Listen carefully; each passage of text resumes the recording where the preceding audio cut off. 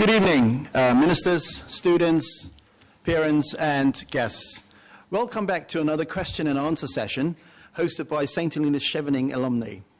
The Chevening program is a scholarship fund which is supported by the St. Helenians, Dax Richards, Pamela Constantine, Tracy Williams, Tara Wortley, Cilla McDaniel, Sadella Young and Gareth Drebble. And tonight's event is hosted or funded by one of the FCDO's program funds. Our first session was held last October when Prince Andrew School students took the opportunity to pose some questions to the candidates who were standing for the general election at that time. Tonight we welcome the students back and along with them some who were elected St. Helena's very first ministers. So this occasion this evening marks the first 100 days in office. Over the past 3 weeks, students have been preparing their questions and are eager to understand the political stance of our ministers. Tonight's event is being aired on Sam's local radio channel, live on the St. Helena Chevening Facebook page, and on Shore's local TV channel, Channel 31. So we say welcome to you all. So we're going to start off by getting an introduction from our ministers. We have 4 of them present with us tonight. The 5th, Minister Jeffrey Alec, has been taken away due to a family emergency, so we're a little bit disappointed in that, but I'm sure he'll be following us as well. So each of the students wanted to ask the ministers these series of questions. And the questions are, what has been achieved in your portfolio in the first 100 days? From the commitments made from your election campaign, what steps have you implemented to ensure delivery of these comments? What visions do you have for your individual portfolio? What, at the present time, has taken the highest priority? And what is the first thing that you are working to put into place or to improve? Now, we've asked the ministers they've been given advance notice of this question. So we're going to ask them to respond by answering the 5 questions that the students have put to you. So first of all, can we get an introduction from our Chief Minister, Julie Thomas, who is also the Head of Education, Skills and Employment Portfolio. Okay, thank you, Derek. Right, so trying to take the first question. So what has been achieved in the portfolio over the first 100 days, I don't think, if I'm to be perfectly honest, there's a whole lot of difference to what would have been seen with the education, skills and employment. It's a lot of learning. I think that needs to come across very clearly. 75% of our new council is new into politics, so our first 100 days has been a steep learning curve. So we are learning about our portfolios and ensuring that we don't come in expecting to make great changes or improvements until we understand our portfolios. So for me, it's learning and building the relationships with the people within education, skills and employment. As Derek has alluded to, I'm also the Chief Minister, so I've got some responsibilities outside of that. So it's been building the relationships with the government officers and administration to help me better understand how it is that we can improve St. Helena in its entirety, but also education, skills and employment. I, at the moment, dedicate 2 days a week, which is generally Wednesdays and Thursdays, to the education portfolio. So hopefully that will get people to understand the type of commitment, dedication that is required to try and ensure that we capture our portfolios in a short amount of time. So I've managed to go to visit all the schools as an initial visit, and the public library, Career Access St. Helena. I had the opportunity to open Career Access St. Helena, lifelong learning, and the St. Helena Research Institute. I've obviously met them. So it's been basic introductions and getting to understand the overarching policies and procedures that goes within education. If I can then go on to the second question.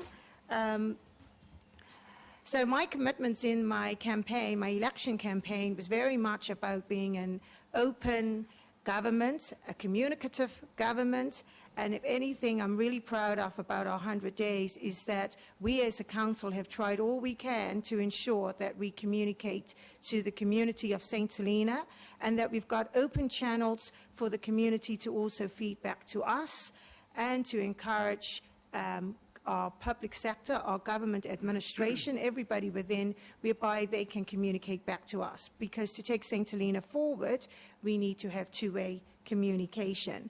I've also talked about the need to look after our environment in our election campaign, and Minister Sipu will talk more about the work that she does within her portfolio. But I know that with this team, including Minister Alec, that's not here with us today, everything that I've said in my election campaign is what the 5 ministers and the wider council are focusing on to take this island forward. With regard to the vision for our individual portfolios, I think it would be fair to say for education and I guess for everything on St. Helena, we need to have an inclusive government, one that ensures that we look after everybody, or indeed the opportunities are shared with everybody, but it is some responsibility of the individuals to ensure that they take the opportunities when they come knocking loud or quietly. So that is one of the things that I'd say is key on the agenda. What at this present time is the highest priority? Well, I think the highest priority is getting our structure in place and our frameworks for the new council. We are a new ministerial council government, and it's going to take some time. We'd like to have said that in 100 days we would have all the structure there. But with that said, as much as we'd like to aim and continue to get that done, having all the induction programs and having post-election seminars with the Commonwealth Parliamentary Association has given us some insight of the things that we need to take into consideration when building the structures and frameworks, because they need to be structures that we can work within, that is flexible enough for us to change and ensure that it allows us to capture what it is that we would like to do to take St. Helena forward. The first thing that I'd like to improve upon, I think I did say that, wasn't it? I did mention that one? Yes? So I'll move on to whoever else, Derek, would like to speak next. Thank you. Can we move on to the Minister for Health and Social Care, Martin Henry? Hi, all. Like the Chief Minister, one of the most important things which one of the most important things which I have been working on, like the Chief Minister has just said, is actually building the relationships and the foundations with the portfolio director and the portfolio staff so that we can move together with health and social care. So it is hard to see any physical improvements within a health system within 100 days, and I mean, hopefully I will be able to see some within the 4 years of my term. We first must understand that when we say health and social care, we're talking about large entities. So my understanding of health is very limited to the health promotion and how to move and more to the sports side. But health itself, you know, it's mental health, it's health promotion, it's the dentist department, there's also the general hospital, and that's on the health side. And social security side, there's a big list of things which goes from fostering to respite care, and there's lots of things in the background which both health and social care does to support our community. Obviously, we sometimes highlight all of the negative bits that come across, but in the background, staff are working really hard towards some of those care services that I think that we need to bring to the forefront a lot more. So, you know, there's fundamental issues. You know, there's issues with funding, with our population, which I'd like to talk to you about later, because our population demographics needs some serious looking at, and looking at how we can resolve some of those problems. And also, obviously, the staff and issues that we have at the moment, largely around COVID and around getting people here in such an isolated community with the well demand on health services. So, like I say, in my first 100 days, it's been a bit of a baptism by fire. There's been a lot of things that has happened, and a lot of it has been firefighting, but I am here also to try take both very important structures forward strategically as well. As for what has taken my highest priority at the present time, firefighting. So it's been primarily the hospital side of things, which looks at which is appointments, staffing, overseas medical referrals, the COVID issues that crop up. So it's been a lot of firefighting at the moment, and to be quite honest, there's been a very limited time I have managed to spend on strategic issues around health. But there are some.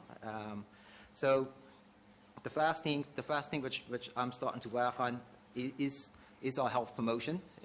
Although everyone sees health promotion as a long-term strategic plan, the problem with long-term plans is we keep putting them off, and we keep saying, oh, that's long-term, so we wait longer, because it's not in our face right away. So I think health promotion needs to get off the ground. We need to start looking at some of the issues that we have in our communities, and we have to be upfront about them.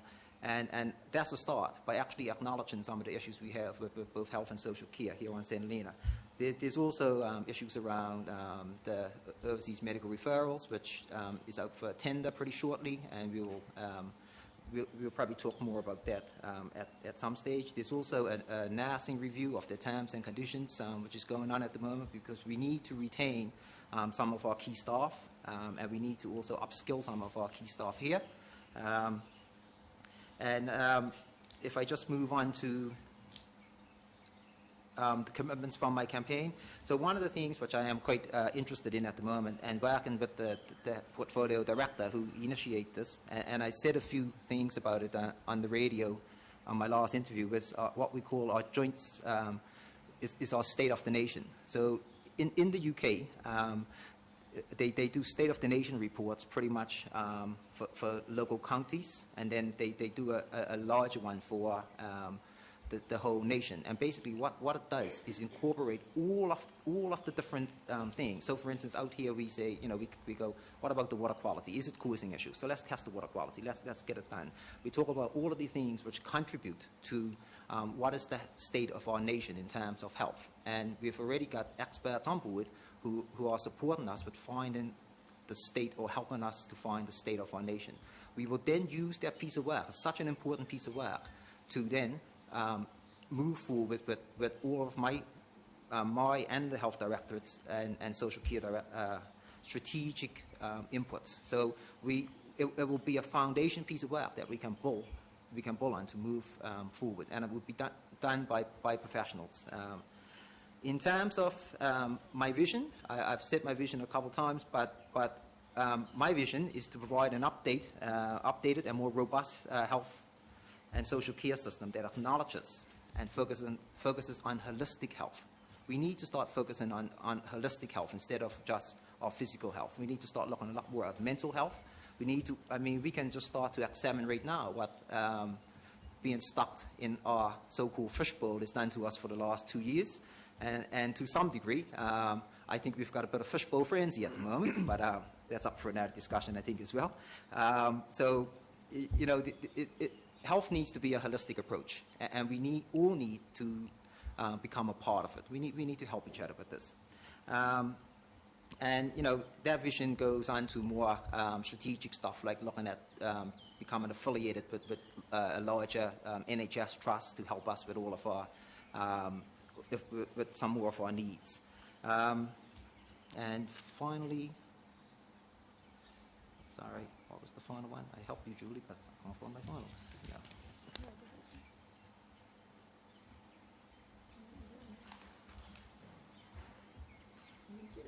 Oh, well, I think I'm finished. Thank you all very much. Thank you, Minister Henry.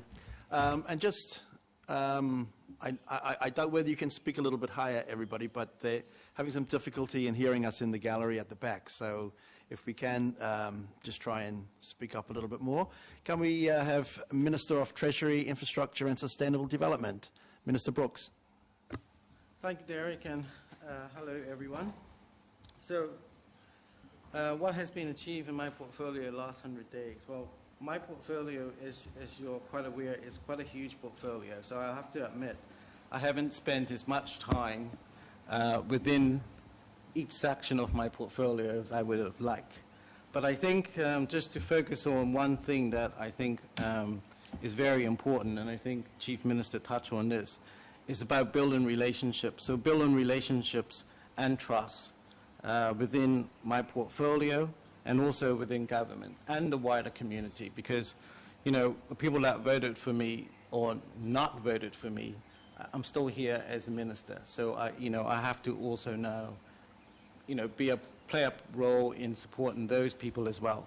So I think that's very important. I also think it's important that we reach out far than our shoreline to other overseas territories and try and sort of build relationships with them. You know, I feel that in some areas we share common ground, and, we can join up forces and sort of share information and so on. And so just before Christmas, I was fortunate enough to have a mentor session set up with a minister in Gibraltar. I think his name is Albert Isola, if I'm pronouncing that right. But he is the minister in Gibraltar for finance and public utilities. So we were able to set up a Skype call, a Teams call that we use nowadays. And that went on for about an hour or so, and it was a good discussion. He gave me a lot of advice about stuff that he deals with in Gibraltar and how to deal with his community and so on. And it was a really positive meeting. And what we agreed to share information, he actually suggested that he do help us in certain areas. And since then, he has sent through some information. So I see that as an achievement, because that is sort of building relationships with other territories and obviously, getting them and working with them to help us achieve what we want to achieve. So also there's, I know we attended the JMC right at the beginning, and there's another minister for Montserrat who is a minister of finance. So sort of next, I'll be sort of looking out to see who I can sort of make contact with, and I have sort of, we share sort of common things within our portfolio. So that is something that I would be keen to excel on going forward. What's the next question? Right, so the commitment from my election campaign. Well, I'm not sure if I would say I committed to anything, but I did sort of talk a lot in my, my election campaign about new streams of revenue. I think that's important for the island, sort of going forward, looking at bringing in new monies. Obviously, that will help in every portfolio that that ministers sort of is in charge of.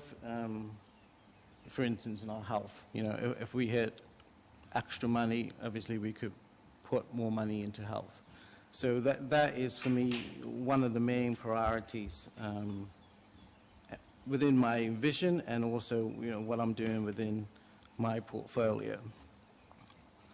What else is there? So at the present time, what is the highest priority? So I guess, and I think for us, because we are ministers of our portfolios, but we are also APSCO.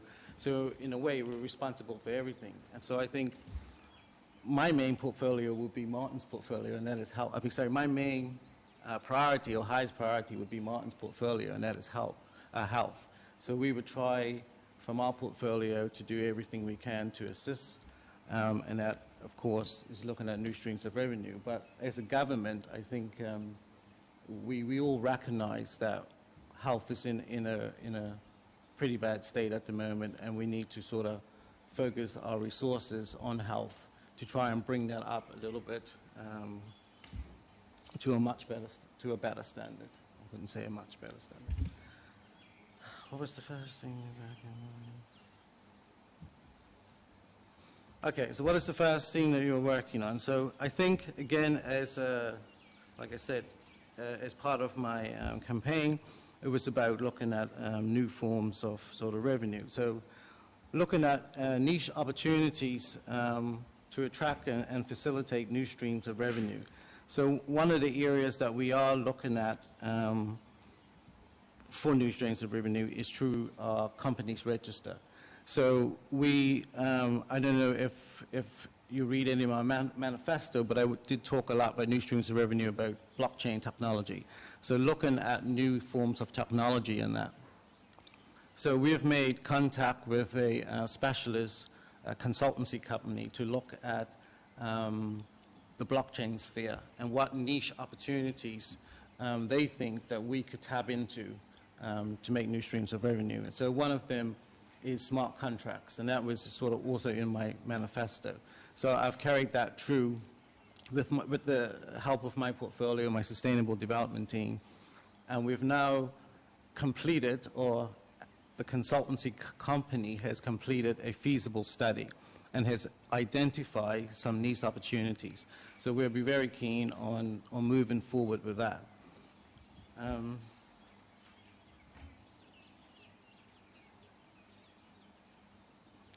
So I think that is part of the improvement as well. The improvement is to try and improve on our SCDP, our Sustainable Economical Development Plan, which is sort of based around, new streams of revenue. So I think that plan has been in place now for some 4 years. And as far as I'm aware, we're not seeing a significant difference within that plan of bringing new monies into the island. So I think an improvement to that plan and new items on that plan or new areas to look at would be an improvement. So I think that's about it. I'll leave it there. Thanks. Thank you. Our next Minister of Environment, Natural Resources and Planning, Christine Sipiu. So good evening, listeners, viewers, and people who are in... Can we just switch the microphone down, Mark, please? There we go. Okay, so I'll start again, if I may. Thank so you. good evening, listeners, viewers, and everyone who is in the gallery this evening. So if you don't mind, instead of going straight into my ministry, I think we need to recognize that we are a new government and we do have new members. So in the beginning, it was actually trying to build relationships with all of the members of Legislative Council. It has been very bumpy because, like I said, it's a new form of government that we need to understand. For me, trying to understand the transitional period, because as you all know, I was on the previous government under the committee system.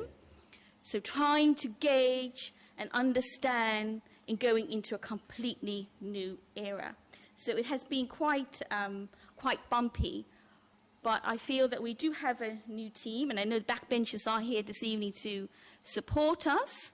And so in the first 100 years, we're not that old, 100 years, it is trying to bond with our colleagues, understanding their personalities, understanding their strengths and weakness, and how we can help each other in going forward as a government.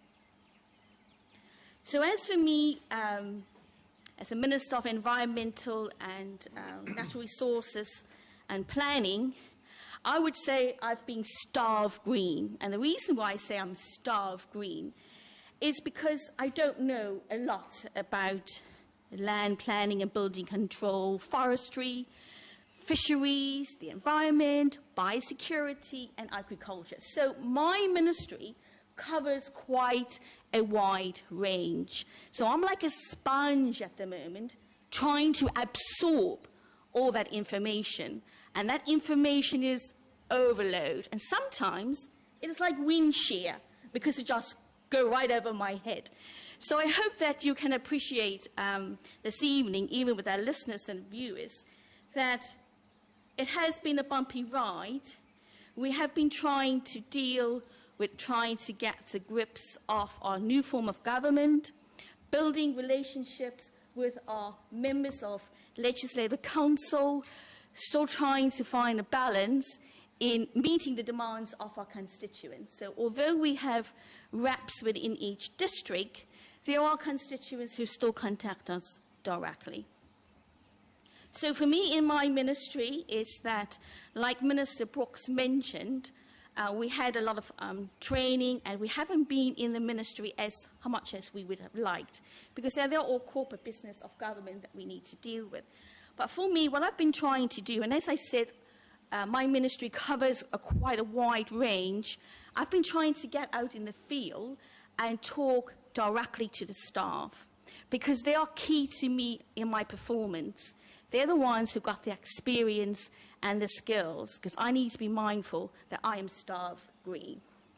So for me, in what I've achieved, or what I'm trying to achieve beyond the 100 days, is building the relationships with the staff within NRP. Also, trying to understand the structure of the new government. So advisory boards have been set up, which the ministers will chair, so that any policies or any decisions that need to be made, it will be the ministers who will make that decision. Also, we're trying to streamline development applications coming to Governing Council for a decision, so that we can put more ownership onto the Land Development Control Authority instead of bringing in non-strategic development applications to Governing Council. So for me, I don't have all the questions in front of me, so I'm just going to summarize it in the way I have got it written down. So during my campaign, I didn't publish a manifesto. My signs just said, vote Scipio, because I felt that being a councillor for the last 12 years, people knew what I stood for, and that is having an open and inclusive government. And as you know, that we need to recognise everybody's needs and disabilities, and we've got a deputy speaker who is disabled, and it is an eye-opener for government to ensure that we are disabled friendly. So the vision for my portfolio is about food security, and so agriculture has played a high, has been on my list since being a minister in November, and with the support from my backbenchers, we've been going out to engage with the farmers. So thank you, backbenchers, for that, because what I want to do is have more local produce on sale that is quality, quantity, and accessible at affordable prices. So for me, that farming is very key to me, and also the highest priority is about the energy and water strategy, so that working together, meaning the 12 members working together in trying to achieve affordable prices for the entire community. Can't do it on my own. I will need my other 11 colleagues to support me into that. Also, during my campaign, it would be about holding government to account.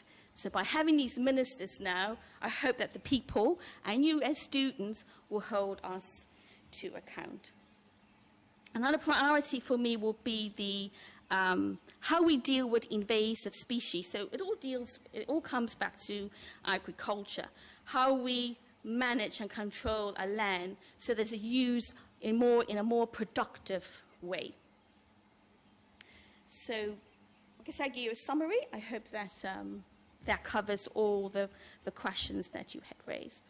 Thank you very much indeed. We're going to start now with the questions from the students. We're not going to introduce the students. There are 10 of them sitting to my left, and they're going to introduce themselves when they ask a question for the very first time. So can I hand over to Amy? Hi, my name is Amy and I'm in Year 12. Outside of your portfolios, what other area are you particularly passionate about? Hi, Amy. During my campaign and all the time leading up to this, I have been green, green, green. So I am very passionate about not only the products we should put on our bodies, but the products that and how we should look after our environment, sustainable development, using green technologies to move our island forward. I strongly believe that because we are a small island, that we could take our island almost offline with a reasonable amount of money, and it would make us less dependent on the British government. We're not spending £2 million on buying diesel from 7,000 miles away, and all of the carbon footprint that goes with that. With today's technology, we are seeing batteries become so good. We're seeing technologies with actually bringing down water from the sky using hydro panels. So we no longer have to wait till it go in the ground and drain it out and drill big holes. We can actually extract drinking water from the sky. So the technology is available, and I want our island to be an island that stands out in front of the rest and show the rest of the world that we can go off grid and we can be a green island. And just finally, to add to that, by becoming a green island, I'm always on about energy because I come from a retail industry that demands huge amounts of energy, and the cost of that energy is passed on to the customer, you. So if we can reduce the cost of our energy, we can reduce the cost of our goods. We can reduce the cost of producing our goods. We can reduce the cost of storing our goods, and we can reduce the cost of fresh goods to our people of the island. So besides being someone who wants to promote health and shift our population from the current trajectory that we are on, I'm also very, very keen on promoting our green agenda. Thank you. Minister Brooks. So I think I have to share what Martin said. For me, I think the most interest, because of the importance of it, is energy and water policy or strategy outside my portfolio. Because, like Martin said, the cost of energy, the high cost of energy on this island is a big barrier for economical development across every sector. So if we can bring down the cost of energy, we can almost bring down the cost of producing anything across the sectors, from food security to a better healthcare system, so on, even to a better education, and so on. Because that is what I see as one of the biggest constraints. I think it goes, the reason why too, because it's so important for my portfolio, sustainable development, I mean, it goes hand in hand. The cost of energy plays a big part in enabling any investment opportunity on the island as well. So I would say outside of my portfolio, that would be one of the biggest interests for me, only because of the importance it plays for our island. Thank you. Minister Scipio? Right, thank you. I'm so thrilled. I'm certain that the listeners and the viewers are thrilled as well that two of the ministers here this evening is very supportive of what I was saying earlier about energy and water strategy and our utilities. So I'm certain that you're all pleased with that. I just want to say that since being a councillor in 2012, I've always sat on the education committee. So for me, being a mum of two, that the passion outside of my main ministry would be education, and I would support the Minister of Education all the way when it comes to educating our future of the island, as he's saying. Chief Minister? Right, thank you for that great question. To be honest with you, I don't think it will come as any secret to a lot of you. Sustainability has been at the heart for me for many, many years. So sustainability, I've got a keen interest in finance as well. So I think all attributes that we need if we're going to try and get this island becoming self-sustainable, and I won't go through all the reasons why we talk of self-sustainability. We need to engage and ensure that we'll have good and stabilised health and social care system.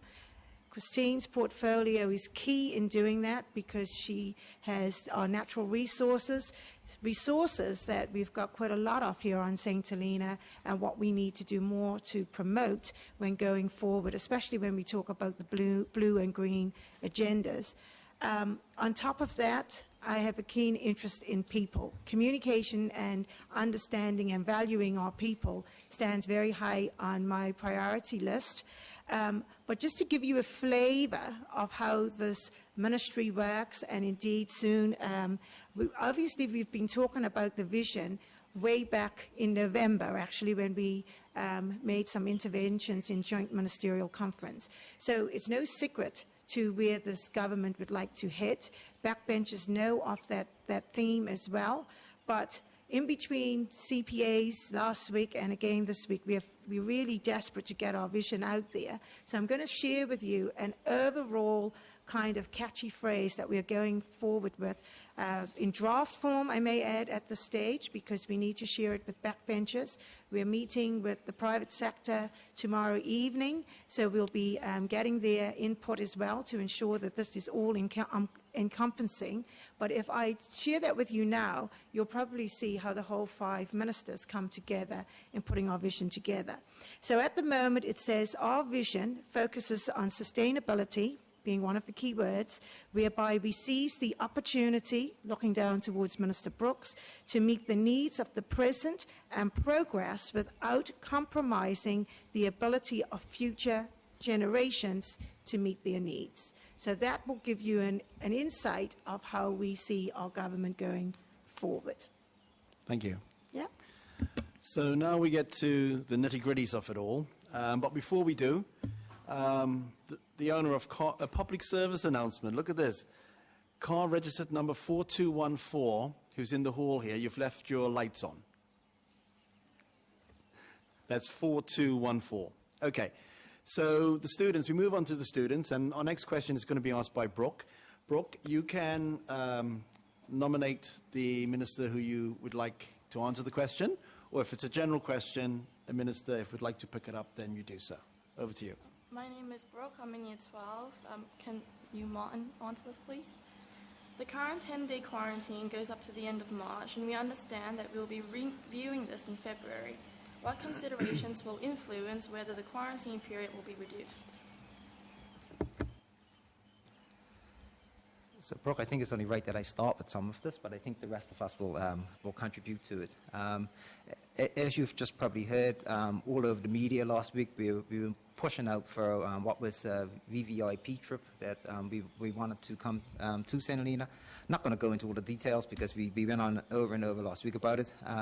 And as it stands, one of the main reasons that we couldn't, or that further negotiations was necessary, was because of our health system. So what we're really saying at the moment is that we can't stand up to an outbreak of COVID on St. Helena at the moment. There is recruitments out at the moment to try get a whole range of staff. I think it's like some 20 recruitments, and 10 of them are nurses and doctors and anesthesists. There's a whole list of people that we would like to, that we would need to have to start moving the quarantine. In saying that, we will not stay still. We understand the one thing we gained from the exercise we conducted last week is that we actually got in touch with far more people across the community than I think we've done in the past. And there is now, there is now, looking across the spectrum, there is the willingness to start actually discussing this, because I think, this time last year, no one wanted to talk about this. I think when you talked to us last, no one wanted to talk about this. There's a much bigger willingness for the community to discuss opening up. As I said to you earlier, I think that the fishbowl effect has got to us a little bit, and we're starting to see that we need to move on. But we have to consider our health, and we have to consider our population. But I can say here and now that we as ministers are discussing topics around it. So sorry for not being able to give you a very precise answer, but the constraints, we are working on that constraint. And I think when we have a little bit more idea about having the recruitments to be able to stand up Bradley's primarily, then we will definitely have a far more in-depth discussion about doing it. Chief Minister? Thank you, Brooke, for that question. I think that's a burning question on quite a lot of people's lips. So, yes, we did a lot of this last week, but we've been doing constituency meetings late last year, and that was one of the topics on our agenda that we went round to all the constituents with the districts. So we've been gathering information on how people thought, and it's interesting to see even how that shifted from November, December to having that conversation last week. So constituency meetings, we've been engaging with the portfolios, so all of the ministers have been asking their portfolios what they think. Obviously, you sitting across the room from me tonight, I asked you that when I met with you in our initial meeting. I know not all of you, but I think some of you through Student Council. I asked what you thought about quarantine periods and COVID and obviously our vision. And then Martin will bring back to the table for us the science and the medical evidence that comes with making such decisions and the appetite from the private sector and our business community. We can't sit still without taking on board the strain that's placed on our private sector at the moment in regard to their businesses because of the 10-day quarantine. But to help to enable us to make this decision, we've had very successful vaccination programs rolled out as well. And, you know, we need to look at what other options is out there for us as we go forward in ensuring that we've got everything we can possible to help to mitigate the risk of a community spread. So, you know, there's talks of the antiviral pill and all these things that we are constantly getting updates from the UK government and requesting from UK government as well. So there's a range of different things that will need to be considered when making that final decision, Brooke. Okay, and Councillor O'Dean, sorry, Sipu.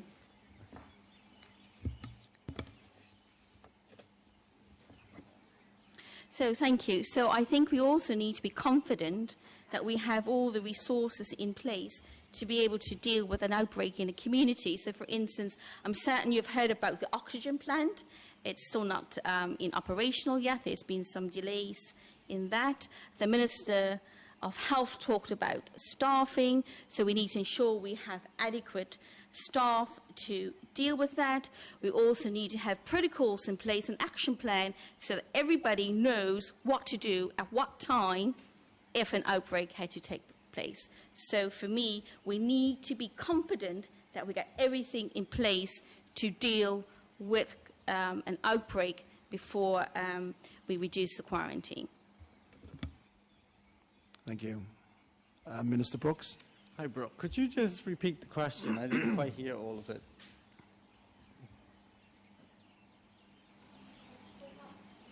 You just need to switch yours off, Minister. Thank you. The current 10-day quarantine goes up to the end of March, and we understand that you'll be reviewing this in February. What conditions will influence whether the quarantine period will be reduced? I think in addition to what the other ministers have said, and then this is a bit outside my portfolio, I should say, it will be led by health mainly, but I think we could do something with our testing regime. So I don't necessarily feel that testing on entry is right or wrong, but I think it could be that testing within quarantine. So we could do, because at the moment we're testing on entry and then we're testing at the end of quarantine, a 10-day quarantine.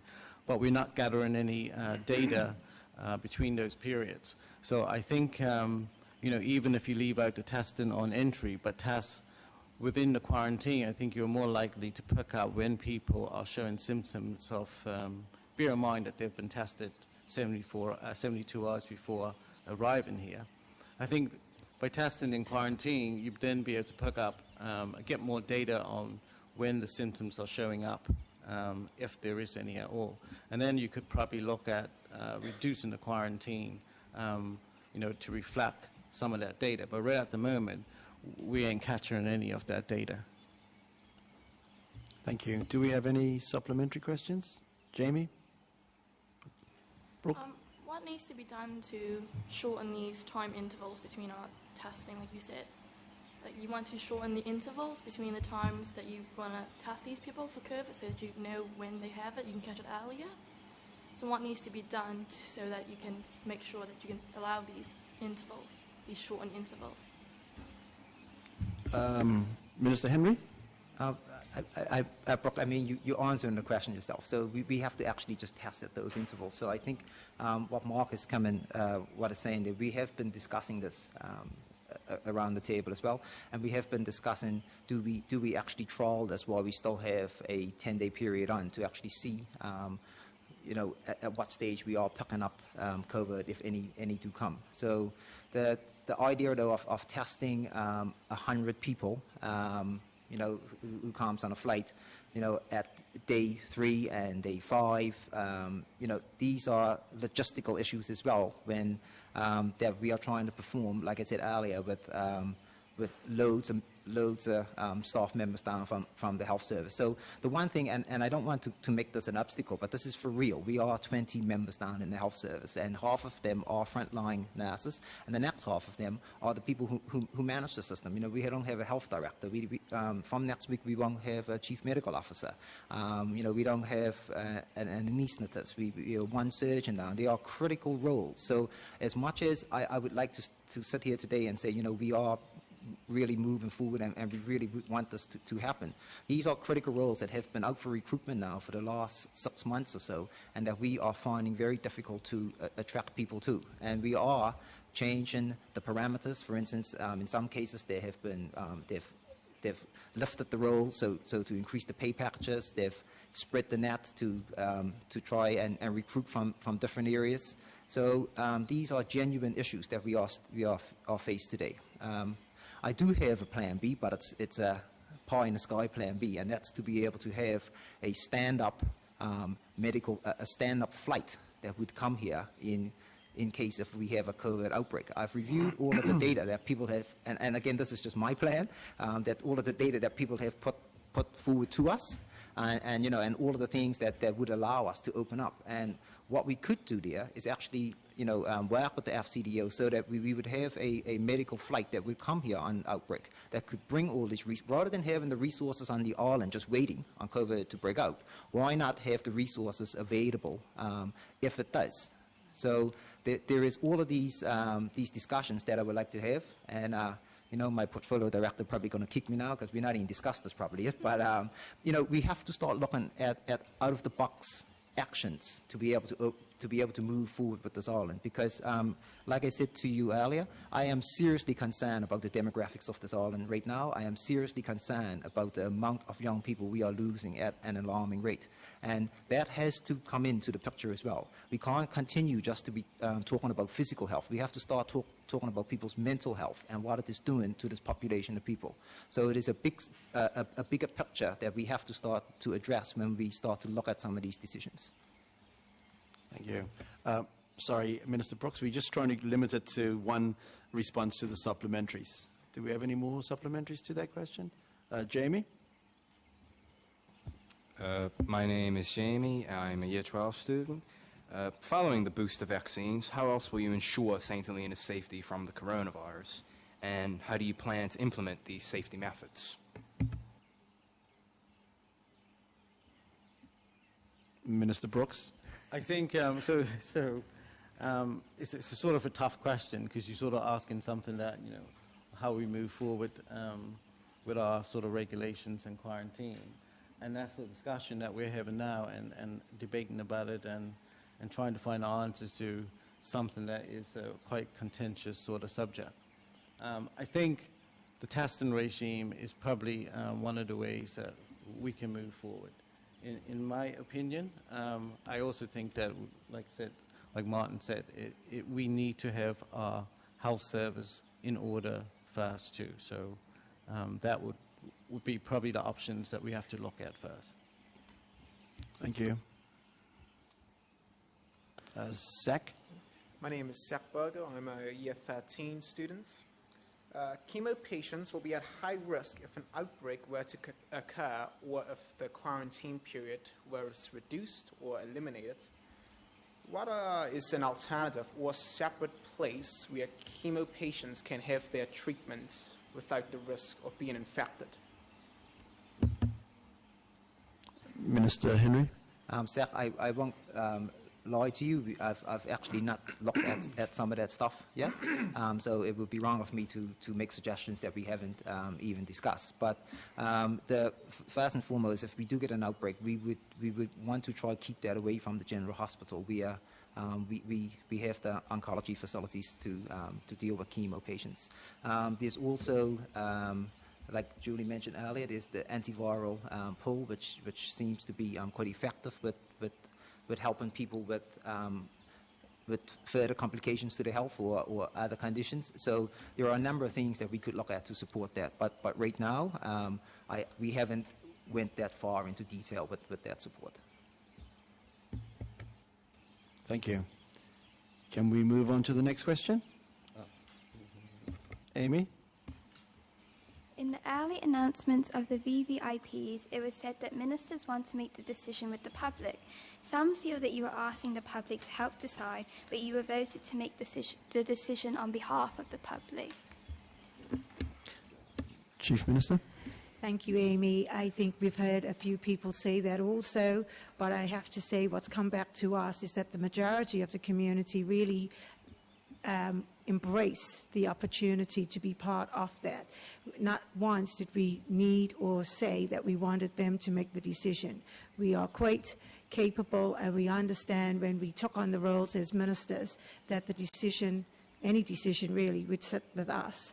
But when, and this is speaking on behalf of the whole council, I think when there's decisions being taken that will impact, whether good or bad, the community of St. Helena, we really need to know what the community thinks. So that was the purpose of it, whether it be VVIP or if there was a change. I'm sure if when energy strategies and when we get down to the nitty-gritties of anything that will impact the entire society, we would like the feed-in from the entire community. Thank you.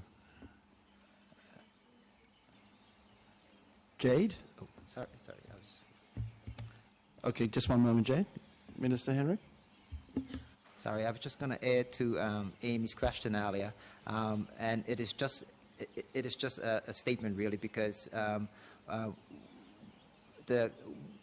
imagine what would have happened if we had just kept that decision around the table and made it ourselves without telling anyone. I just think there's a counter argument to that one, which is which we must consider.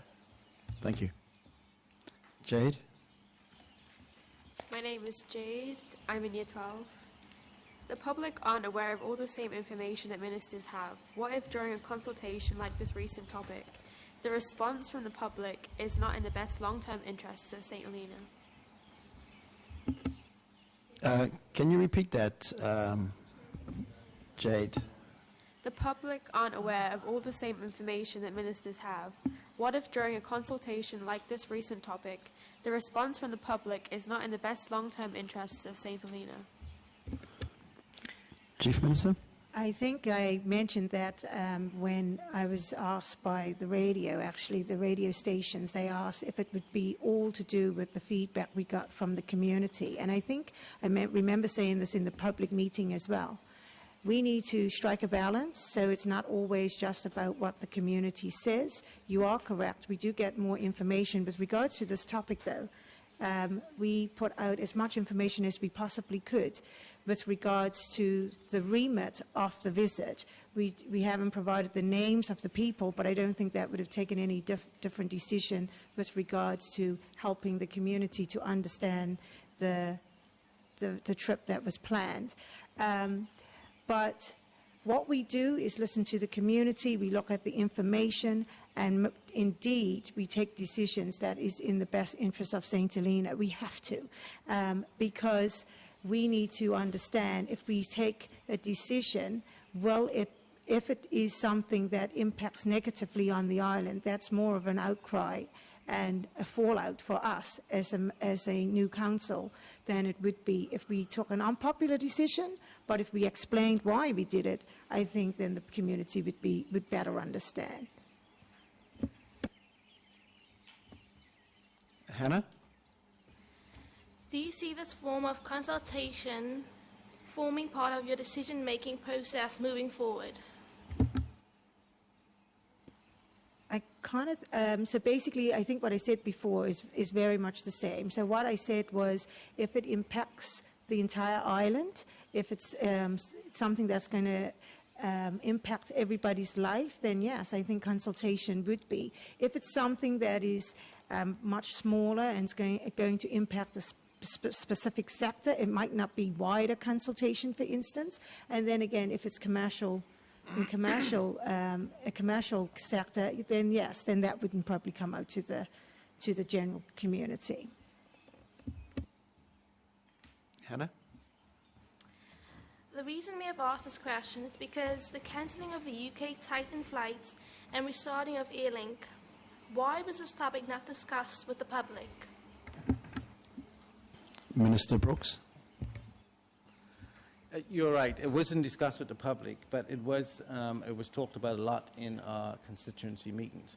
The reason why we took that decision was because that we had a contractual agreement with Airlink, and obviously we were negotiating during COVID, but then there was always pressure on to restart that flight based on a contractual agreement.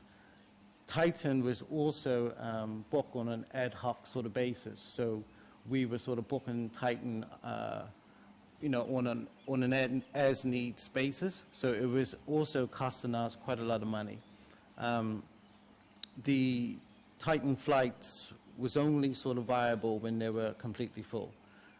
When they were coming here, sometimes with 17 passengers on, it was costing us like £70,000 or £75,000 per flight. On average, over the time Titan was flying, it was costing us about £36,000 a flight. That money comes directly out of our budget. The contractual agreement we have with Airlink means that if they do lose out, the FCDO would replace that loss of money. So it doesn't come directly out of our budget. As you know, if our health system is in a pretty bad state, and it has been ever since we got elected, we had to make the decision where to use that money and where that money could be better used. So we decided and made the decision to go back to Airlink, and in doing so, we could then sort of use that money and try and put it into areas that was of a greater need. Thank you. Hannah? Derek, sorry, Hannah, can I just add something one little bit more human to that? At that stage, we were very new council and very new ministers as well, and we are feeling our way, because we're new to politics, with how we engage with the public. So it is a bit of a trial and error until we strike the balance. So maybe at the beginning, that is something that we should have done. But, with the last one, we sat around the table and said, this is something that we have to take out to the public. So it's a good question, and I think, if we just share some honesty, then I think it's also part of the reason why we probably didn't bring that first one out to the public as well. Anna? How many people have had the booster vaccine on Ireland?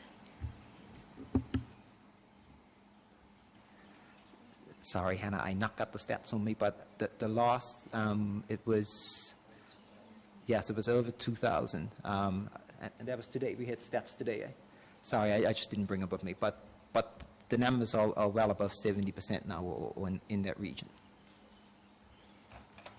And one last supplementary question, Hannah? How will St. Helena now receive future vaccines that are needed if flights are only from South Africa? Minister Henry? Again, Hannah, I've not got the answer to that question, but there is plans to bring in future vaccinations. There's obviously all of you and your peers who will go into the right age bracket, so we're going to have to continue this as long as the vaccines is seen viable. Okay, thank you. Can we move on to the next question? Can somebody get Luke a microphone? Thank you. Hello, my name is Luke Bowers. I am a Year 13 student. And in light of the recent allegations against Prince Andrew, what are your thoughts on the renaming of Prince Andrew School? Chief Minister? I guess we knew that one was coming. No, thank you, Luke, for your question. Obviously, that is something that has been talked about prior to this as well. But we have to think really seriously about this as well, because it's not just about the name and the fact that, because at the moment he hasn't been found guilty. That's the first side of it. The second is, like you're posing here tonight, you've got a lot of branding, because all the uniforms would have to change, yes. And then the biggest one, which I think would impact you most of all and those doing GCSEs, is Prince Andrew is the examination centre. So we'd need to think about how that would impact. So it's not something we haven't been talking about. I've been speaking with my portfolio director, and I know she's been liaising with the school. So it's something that we're working on in the background, should that have to be taken. But it will cost quite a lot, and it's a cost we would have to consider, especially if it was and not just an allegation now, and it became that it was a definite. But it's not something we haven't thought about. Okay. I think we're going to take a break right there. We're going over our time a little bit. So just everybody else can take part in the room. Just something for our people who are listening to us on the radio and watching us on TV. The audio for this part of the event will be cancelled, so you won't be able to hear anything we're saying, we hope. But you'll be able to see everything that's going on around. So we'll see you back in 10 minutes.